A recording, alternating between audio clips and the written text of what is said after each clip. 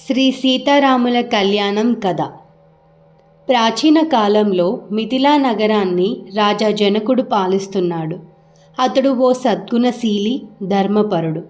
ఒకసారి తన రాజ్యంలో యాగం చేయిస్తున్నప్పుడు భూమిని దున్నే సమయంలో భూదేవి ఒడిలో పుట్టిన బాలిక కనిపించింది. రాజు ఆ పిల్లను స్వీకరించి సీత అని నామకరణం చేశాడు. సీతకు అద్భుతమైన సౌందర్యం, భక్తి మరియు బుద్ధి కలిగి ఉంది. సీత యవ్వనానికి చేరుకున్నప్పుడు రాజా జనకుడు ఆమె వివాహానికి స్వయంవరం ఏర్పాటు చేశాడు. అందులో గెలవాలంటే శివధనస్సును ఎత్తి దానిని ఆకర్షించగలగాలి. ఈ ధనస్సు అత్యంత భారంగా ఉండేది. అనేక మంది మహారథులు ప్రయత్నించినా దాన్ని కదిలించలేకపోయారు. భారతదేశం నలుమూలల నుండి రాజులు, మహారాజులు వచ్చి తమ అదృష్టాన్ని పరీక్షించుకున్నారు. లంకాధిపతి రావణుడు కూడా ప్రయత్నించాడు, కానీ ధనస్సును కదిలించలేకపోయాడు.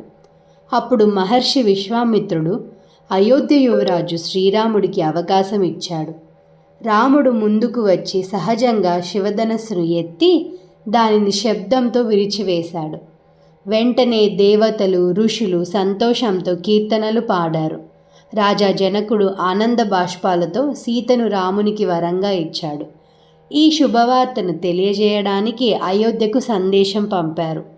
తండ్రి దశరథ మహారాజు తన కుటుంబంతో మిథిలా నగరానికి వచ్చాడు.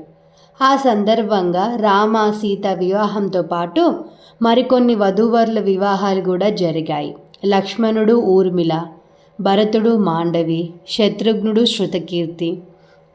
మిథిలా నగరం అంతా పండుగ వాతావరణంగా మారిపోయింది. దేవతలు, ఋషులు, ప్రజలు ఈ వివాహాన్ని చూసి ఆనందించారు. ఆ తర్వాత సీతారాములు అయోధ్య చేరుకొని సుఖ సంతోషాలతో గడిపారు.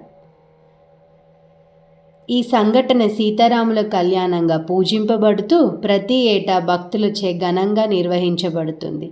ఇది ప్రేమ, భక్తి, ధర్మానికి ప్రతీకగా మారింది. శ్రీరామ జయ రామ జయ జయ రామ.